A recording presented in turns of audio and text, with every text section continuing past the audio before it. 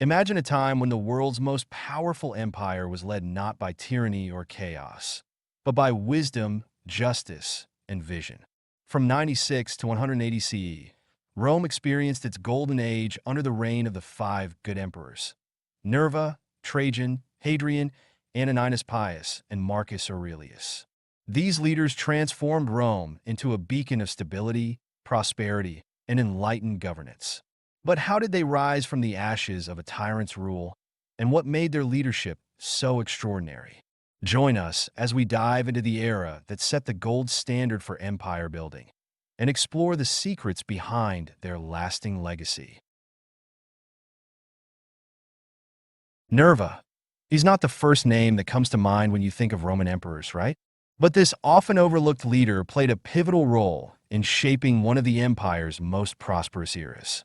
In just 16 months, he managed to calm the chaos, heal old wounds, and set the stage for the golden age of the five good emperors. Let's dive into how he pulled it off. Born in 30 CE in the small town of Narnia. Yes, like the one from the Chronicles of Narnia, Marcus Aurelius Nerva was destined for Roman politics.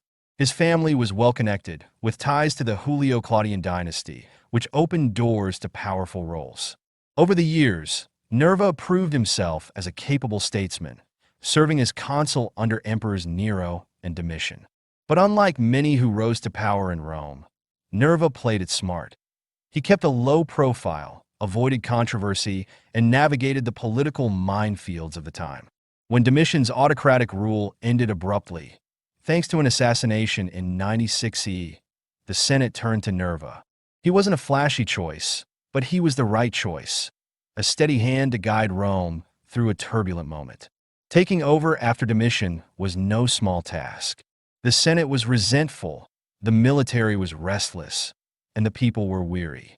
Nerva knew he needed to rebuild trust, and fast. First, he mended ties with the Senate. Domitian had ruled through fear, with purges and confiscations. Nerva reversed course, pardoning exiles, restoring property, and dialing down the treason trials. His message was clear: cooperation, not intimidation. On the economic front, Nerva introduced policies aimed at helping the empire's most vulnerable. He distributed land to the poor and launched the Alimenta program, a kind of ancient social safety net that funded loans to landowners while providing for orphans and impoverished children. It was a win-win. It stabilized agriculture and addressed poverty. But not everyone was happy. The military, fiercely loyal to Domitian, was skeptical of Nerva. Things came to a head in 97 CE when the Praetorian Guard revolted, demanding the execution of Domitian's killers. Nerva, unwilling to risk further unrest, reluctantly agreed. It was a humbling moment, but one that highlighted his pragmatism. Nerva's most important move came late in his reign: the adoption of Trajan. Instead of leaving succession to chance or to family squabbles, Nerva chose a proven leader. Trajan, a respected general with strong ties to the military, was the perfect candidate. By prioritizing merit over bloodline, Nerva set a new standard for Roman leadership and ensured a smooth transition of power. So, why does Nerva matter? He wasn't a conqueror or a grand reformer, but he was exactly what Rome needed: a stabilizer. He ended Domitian's tyranny, rebuilt trust between the Senate and the emperor, and laid the groundwork for a period of peace and prosperity. Historians like Tacitus and Pliny the Younger praised Nerva for his wisdom and moderation, contrasting him with the heavy-handed Domitian. And while his reign was short, the precedent he set, especially in choosing Trajan, shaped the empire for decades to come. Nerva's story is proof that sometimes it's not about how long you lead, but how wisely. In just 16 months, he bridged the gap between chaos and enlightenment, leaving an indelible mark on Rome's history. Trajan, one of ancient Rome's most celebrated emperors, reigned from 98 to 117 CE. Known for his military conquests, administrative brilliance, and transformative public works, Trajan expanded the Roman Empire to its greatest extent, earning his place among the five good emperors. Born in 53 CE in Italica, a Roman settlement in modern-day Spain, Trajan's rise to power was remarkable As the first emperor born outside Italy, he embodied Rome's growing inclusivity. With a distinguished father paving his way, Trajan excelled in the military and politics, gaining loyalty from the army and respect from the Senate. When Emperor Nerva adopted him as his heir, it ensured a seamless transition of power after Nerva's death in 98 CE. Trajan's military achievements remain legendary. His campaigns against the Dacians, a formidable people in modern Romania, stand out. Victories in two wars resulted in the annexation of Dacia as a Roman province, bringing immense wealth to the empire through its gold mines. These triumphs are immortalized on Trajan's column in Rome, a masterpiece that vividly depicts the Dacian campaigns. Trajan also turned his sights eastward, confronting the Parthian Empire. In 114 CE, he captured their capital and expanded Rome's borders to include Armenia and Mesopotamia. Although these territories proved difficult to maintain, they demonstrated Roman military dominance at its peak. Beyond warfare, Trajan prioritized infrastructure. He built roads, bridges, and fortifications, ensuring Rome's newly acquired territories remained secure and connected. As a leader, Trajan showed a deep commitment to his people. His Alimenta program supported poor children, addressing poverty while boosting agricultural productivity. Meanwhile, his architectural projects transformed Rome. The iconic Trajan's Forum, with its libraries, marketplace, and basilica, symbolized his dedication to public welfare and lasting legacy. Governance under Trajan was marked by fairness and efficiency. He respected the Senate and approached problem-solving with pragmatism, further solidifying his reputation as an exemplary ruler. Trajan's reign was a high point in Roman history. He earned the title Optimus Princeps, Best Emperor, for his combination of military skill, administrative acumen, and public-mindedness. Sadly, his relentless campaigning took its toll. Trajan died in 117 CE, leaving a legacy of unmatched ambition and capability. Today, Trajan is remembered not only for his monumental achievements, but also as a leader who balanced conquest with compassion. His story remains a testament to the zenith of Roman power and influence. Let's dive into the fascinating reign of Emperor Hadrian, a leader who reshaped the Roman Empire in ways that still inspire awe today. Born in AD 76 and ruling from 117 to 138, Hadrian took a very different path compared to his predecessors. While others focused on expansion, Hadrian chose consolidation, prioritizing stability and cultural unity over constant conquest. When Hadrian became emperor, the Roman Empire was stretched thin. His adoptive father, Trajan, had expanded the borders to their greatest extent, but Hadrian realized that maintaining such far-reaching territories was a logistical nightmare. So, he made a bold decision.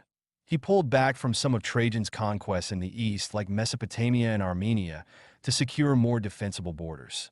This was practical, but not without controversy. It went against the traditional Roman ideals of relentless expansion. Hadrian is perhaps best known for his incredible architectural achievements. Take Hadrian's Wall in Britain, for example. This 73-mile-long fortification wasn't just a defensive barrier. It symbolized the empire's limits and served as a practical tool for administration and security. Then there's the Pantheon in Rome. Rebuilt under Hadrian's watch, its iconic dome remains an engineering marvel to this day. And let's not forget the Villa Adriana, his luxurious retreat in Tivoli, reflecting his eclectic tastes and love for diverse cultures. Hadrian wasn't just an armchair ruler. He was hands-on. He spent much of his reign traveling across the empire, visiting provinces, addressing local issues, and strengthening defenses. His approach was proactive and personal, a leadership style that won him admiration from many corners of the empire. However, not everything went smoothly. One of the darkest chapters of his reign was the Bar Kokhba revolt in Judea, sparked by policies like banning circumcision and establishing a Roman colony on Jerusalem's ruins. The conflict was brutal, resulting in enormous loss of life and leaving a bitter legacy in the region. Hadrian's personality added even more layers to his reign.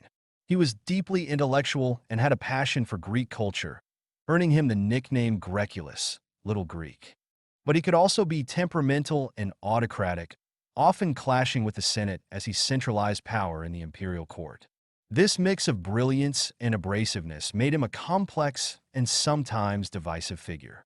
Despite the controversies, Hadrian's reign left an enduring legacy.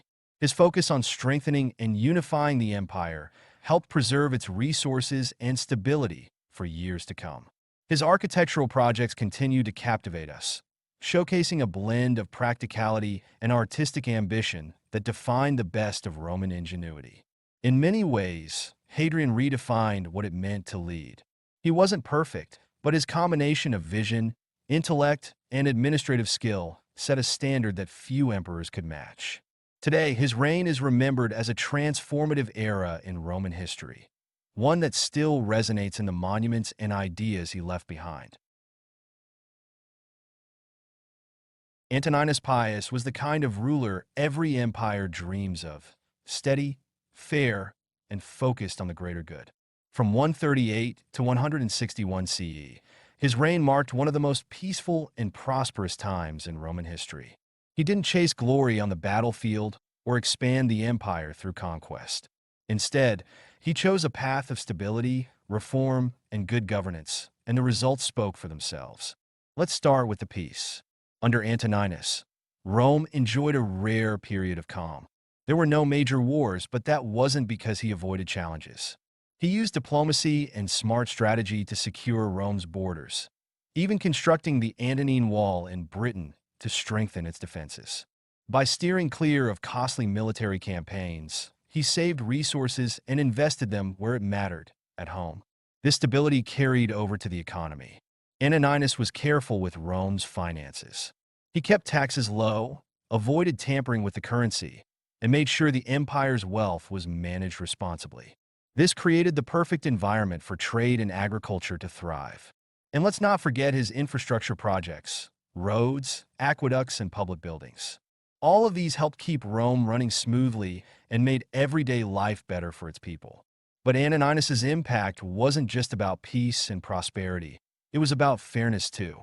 As a trained lawyer, he worked hard to improve Roman law, making it more consistent and just. He even took steps to protect slaves, limiting how they could be mistreated. In a world where their rights were often ignored, this was groundbreaking. Antoninus also knew how to delegate. He trusted capable local officials to handle provincial governance, which meant fewer bottlenecks and quicker resolutions to problems. By respecting local customs and treating the provinces equitably, he built loyalty and unity across the empire. What really set Antoninus apart, though, was his character. He was humble, calm, and deeply committed to his responsibilities. He avoided extravagance and didn't let power go to his head. Even when it came to personal matters, like honoring his wife Faustina, he chose modesty over spectacle. His style of leadership was all about building consensus and maintaining tradition, with just the right touch of innovation. Now, it's true that Antoninus's reign doesn't grab headlines like those of Trajan or Marcus Aurelius. He wasn't leading armies or writing famous philosophies, but his contributions were just as important. By focusing on peace, reform, and economic strength, he created a foundation that supported the empire for generations. Antoninus Pius reminds us that great leadership isn't always about dramatic gestures or bold conquests.